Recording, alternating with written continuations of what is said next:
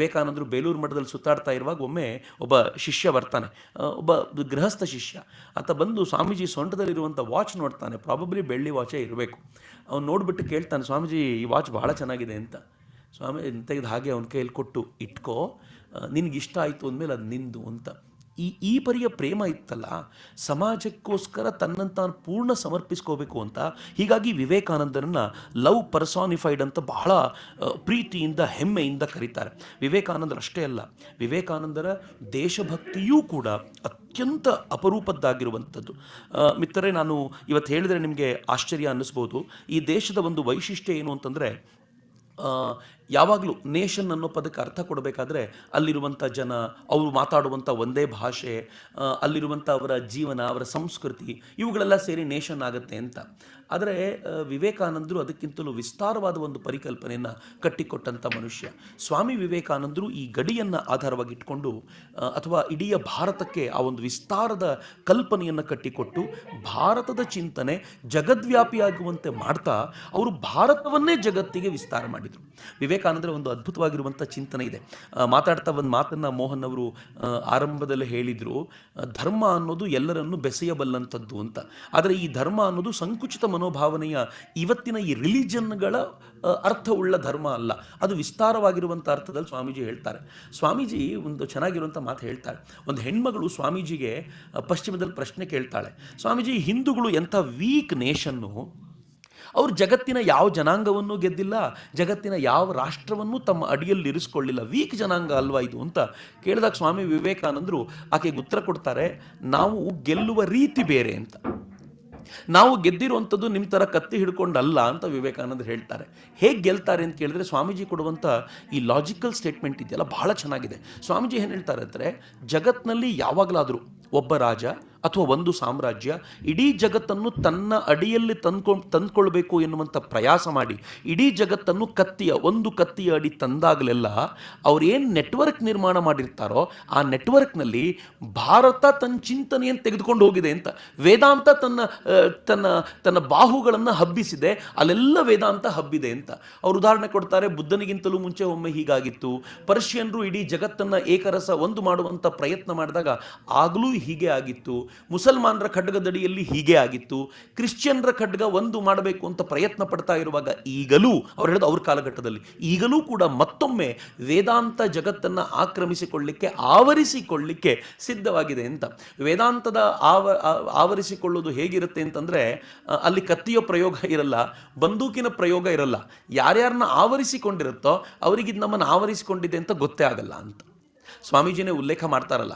ಶೋಪನ್ Hoover ಆತ ಉಪನಿಷತ್ತುಗಳನ್ನು ಅಧ್ಯಯನ ಮಾಡಿದ ನಂತರ, ಅಸಮರ್ಪಕ ಅನುವಾದವುಳ್ಳ ಆ ಉಪನಿಷತ್ತುಗಳನ್ನು ಅಧ್ಯಯನ ಮಾಡಿದ ನಂತರ ಅಷ್ಟೇ ಅನುವಾದಕ್ಕೆ ಅವನು ಎಷ್ಟು ಪ್ರಭಾವಿತಗೊಂಡನೆಂದರೆ, ಯಾವ ಅತ್ಯದ್ಭುತವಾದ ಚಿಂತನೆಯನ್ನು ಗ್ರೀಕ್ ರಾಷ್ಟ್ರ ಕೊಟ್ಟಿದೆಯೋ ಅದನ್ನು ಮೀರಿದಂಥ ಶ್ರೇಷ್ಠ ಚಿಂತನೆಗಳು ಮುಂದಿನ ದಿನಗಳಲ್ಲಿ ಉಪನಿಷತ್ತಿನ ಮೂಲಕ ಹಬ್ಬುತ್ತೆ ಅನ್ನೋದನ್ನು ಶೋಪನ್ ಹೋವರ್ ಹೇಳ್ತಿದ್ದ ಅನ್ನೋದನ್ನು ವಿವೇಕಾನಂದರು ಉಲ್ಲೇಖ ಮಾಡ್ತಾರೆ. ಅಂದರೆ ಭಾರತದ ಚಿಂತನೆಗಳು ಮತ್ತೊಮ್ಮೆ ಜಗತ್ತನ್ನು ಆಳಲಿಕ್ಕೆ ಸಿದ್ಧವಾಗಿವೆ ಅನ್ನೋದು ಅವರ ಕಲ್ಪನೆಯ ಚಿಂತನೆ.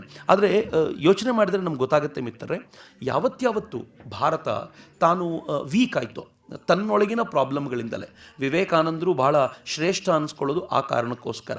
ನಿಮಗೆಲ್ಲರಿಗೂ ಹೆನ್ರಿ ಕಿಸಿಂಜರ್ ಗೊತ್ತಿರಬೇಕು. ಆತ ನಿಕ್ಸನ್ ಕಾಲದ ಅಮೆರಿಕನ್ ಸೆಕ್ರೆಟರಿ ಆಗಿದ್ದಂಥವನು. ಹೆನ್ರಿ ಕಿಸಿಂಜರು ಒಂದು ಮಾತನ್ನು ಹೇಳ್ತಾನೆ, ಅದು ಇಡೀ ಭಾರತಕ್ಕೆ ಮತ್ತು ಭಾರತದ ನಾಯಕತ್ವಕ್ಕೆ ಹೇಳಿದಂಥ ಮಾತು. ಆವಾಗ ನಾವೆಲ್ಲರೂ ನೆಹರುವಿನ ನೇತೃತ್ವದಲ್ಲಿ ಅಲಿಪ್ತ ನೀತಿ ಅಂತ ತುಂಬ ಮಾತಾಡ್ತಿದ್ವಲ್ಲ. ಆತ ಹೇಳ್ತಿದ್ದ, ಅಲಿಪ್ತ ನೀತಿ ಅಥವಾ ಇವೆಲ್ಲ ಎಂಥದ್ದು ಅಂತಂದರೆ, ನಾವು ಯಾರ ಜೊತೆನೂ ಗಲಾಟೆ ಮಾಡೋದಿಲ್ಲ, ಜಗತ್ತಿನಲ್ಲಿ ಗಲಾಟೆ ಆದಾಗ ಮಧ್ಯಸ್ಥಿಕೆ ವಹಿಸುವಂಥ ಪ್ರಯತ್ನ ಮಾಡ್ತೀವಿ ಅಂತ ಹೇಳುವಾಗ ಹೆನ್ರಿ ಕಿಸಿಂಜರ್ ಹೇಳ್ತಿದ್ದ, this is a policy by which a weak nation seeks influence out of proportion of its strength ಅಂತ. ಅಂದರೆ ಯಾವುದಾದ್ರೂ ಒಂದು ರಾಷ್ಟ್ರ ಈ ಥರದ ನೀತಿನ ಯಾವಾಗ ತೊಗೊಂಡು ಬರುತ್ತೆ ಅಂತಂದರೆ, ತನ್ನ ಹತ್ರ ಸಾಮರ್ಥ್ಯ ಇಲ್ಲದೆ ಹೋದಾಗ ಈ ಸಾಮರ್ಥ್ಯವನ್ನು ಮೀರಿದ ಏನೋ ಗೌರವವನ್ನು ಪಡ್ಕೊಳ್ಳಿಕ್ಕೆ ಈ ಥರದ ನಾಟಕಗಳನ್ನು ಬೂಟಾಟಿಕೆಗಳನ್ನು ಮಾಡುತ್ತೆ ಅಂತ ಆಡ್ಕೊಂಡು ನಗ್ತಿದ್ದ.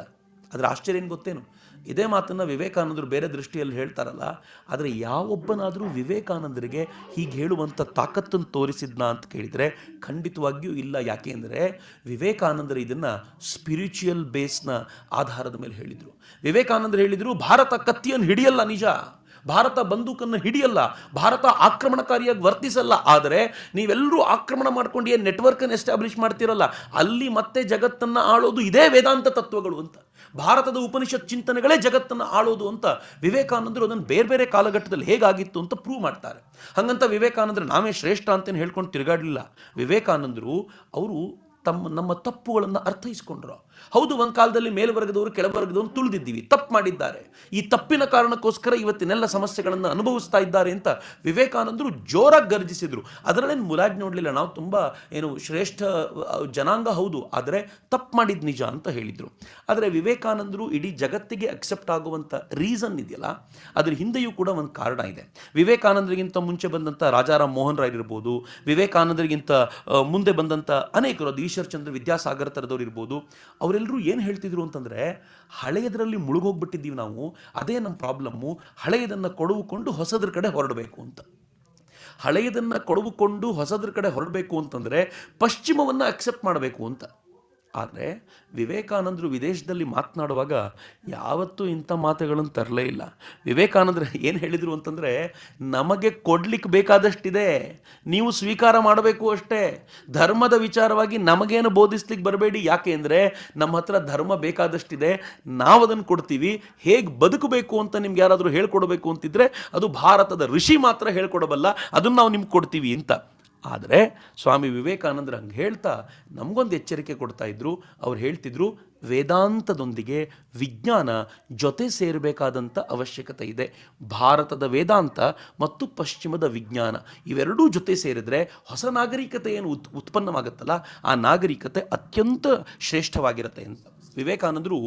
ನಾನು ಇಷ್ಟು ವಿಚಾರವನ್ನು ಯಾಕೆ ಹೇಳ್ತಿದ್ದೀನಿ ಅಂತಂದರೆ, ಆ ದೇಶಭಕ್ತಿ ಅನ್ನೋದು ವಿವೇಕಾನಂದರೊಳಗೆ ಹೇಗೆ ಹುದುಗು ಹೋಗಿತ್ತು ಅಂತಂದರೆ, ವಿವೇಕಾನಂದರು ಸ್ವಲ್ಪ ಕಾಂಪ್ರಮೈಸ್ ಮಾಡ್ಕೊಂಡಿದ್ದಿದ್ರೆ ಅದು ಅಮೇರಿಕಾ ಇರ್ಬೋದು, ಯುರೋಪ್ ಇರ್ಬೋದು, ನೀವು ಹೇಳೋದನ್ನು ನಾವು ಕೇಳ್ತೀವಿ, ನೀವು ಹೇಳಿದಂತೆ ಕೇಳ್ತೀವಿ, ನೀವು ಹೇಳಿದಂತೆ ಮಾತಾಡ್ತೀನಿ ಅಂತ ಹೇಳಿದಿದ್ರೆ, ವಿವೇಕಾನಂದರು ಯಾವ ಉದ್ದೇಶಕ್ಕೆ ಹೋಗಿದ್ರೋ ಅದರಲ್ಲಿ ಅರ್ಧ ಭಾಗ ತುಂಬ ಚೆನ್ನಾಗಿರ್ತಿತ್ತು.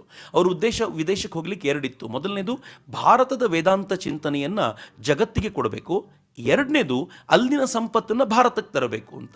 ವೇದಾಂತ ಚಿಂತನೆಯನ್ನು ಜಗತ್ತಿಗೆ ಕೊಡುವ ಈ ಉಗ್ರತನ ಅವ್ರದ್ರಲ್ಲಿತ್ತಲ್ಲ, ಒಂದು ವೇಗ ಇತ್ತಲ್ಲ, ಅದನ್ನು ಸ್ವಲ್ಪ ಕಡಿಮೆ ಮಾಡಿಕೊಂಡು ಕ್ರಿಶ್ಚಿಯನ್ ಪಾದ್ರಿಗಳಿಗೆ ಕಿರಿಕಿರಿ ಆಗದಂತೆ ಮಾಡ್ಕೊಂಡಿದ್ದಿದ್ರೆ ವಿವೇಕಾನಂದರಿಗೆ ಬಹುಶಃ ಸಾಕಷ್ಟು ದುಡ್ಡು ಅಲ್ಲಿಂದಲೇ ಹರಿದು ಬರ್ತಿತ್ತು. ಅಲ್ಲಿ ಅನೇಕರು ಭಾರತದಿಂದ ಅಲ್ಲಿಗೆ ಹೋದವರು ಅದಾಗಲೇ ಈ ಕೆಲಸವನ್ನು ಮಾಡ್ಕೊಂಡಿದ್ದರು. ಆದರೆ ವಿವೇಕಾನಂದರಿಗೆ ರಾಷ್ಟ್ರಭಕ್ತಿ ಎಷ್ಟು ಜೋರಾಗಿತ್ತು ಅಂತಂದರೆ, ಅಮೇರಿಕಾದ ವೇದಿಕೆ ಮೇಲೆ, ಸರ್ವಧರ್ಮ ಸಮ್ಮೇಳನದ ವೇದಿಕೆಯ ಮೇಲೆ ಪ್ರಾಬಬ್ಲಿ ಎರಡನೇದು ಅಥವಾ ಮೂರನೇದು ಭಾಷಣ, ಅಲ್ಲೊಬ್ಬರು ಮಾತನಾಡ್ತಾ ಹೇಳ್ತಾರೆ, ಕ್ರಿಶ್ಚಿಯಾನಿಟಿ ಜಗತ್ತಿನ ಅತ್ಯಂತ ಶ್ರೇಷ್ಠ ಮತ, ರಿಲಿಜನ್. ಯಾಕೆ ಅಂತಂದರೆ ಯಾವ್ಯಾವ ರಾಷ್ಟ್ರಗಳು ಕ್ರಿಶ್ಚಿಯಾನಿಟಿಯನ್ನು ಅನುಸರಿಸ್ತವೋ ಅವೆಲ್ಲವೂ ಶ್ರೀಮಂತವಾಗಿದೆ ಅಂತ.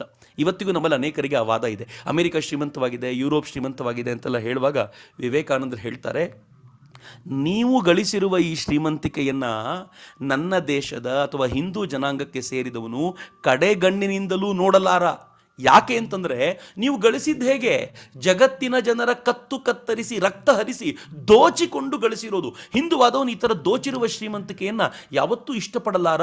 ಹೀಗಾಗಿ ನಿಮ್ಮ ಶ್ರೀಮಂತಿಕೆಗೆ ನಮ್ಮಲ್ಲಿ ನಯಾ ಪೈಸೆ ಕಿಮ್ಮತ್ತಿಲ್ಲ ಅಂತ ಅವರ ಇಡೀ ಸಂಪತ್ತನ್ನು ಒಂದು ಸಲ ನಿವಾಳಿಸಿ ಒಗೆಯುವಂಥ ಸಾಮರ್ಥ್ಯ ಇತ್ತಲ್ಲ, ಅದು ವಿವೇಕಾನಂದರ ಅದ್ಭುತವಾದ ಶಕ್ತಿಯಾಗಿತ್ತು. ಆದರೆ ಒಂದಂತೂ ಸತ್ಯ, ಈ ಪಶ್ಚಿಮ ಮತ್ತು ಪೂರ್ವ ಇವೆರಡರ ಸಂಬಂಧ, ಇವೆರಡೂ ಒಂದು ಕಡೆ ಮುಖ ಆಗಿದ್ದು, ಎದುರಾಬದರಾಗಿ ನಿಂತಿದ್ದು ವಿವೇಕಾನಂದರ ಕಾರಣಕ್ಕೋಸ್ಕರ ಹೇಗಿತ್ತು ಅಂತಂದರೆ, ಒಂದು ಹೊಸ ಬದಲಾವಣೆಗೆ ಇಡೀ ಜಗತ್ತು ಸಿದ್ಧವಾಗುವಂಥ ಸ್ಥಿತಿಯಲ್ಲಿತ್ತು.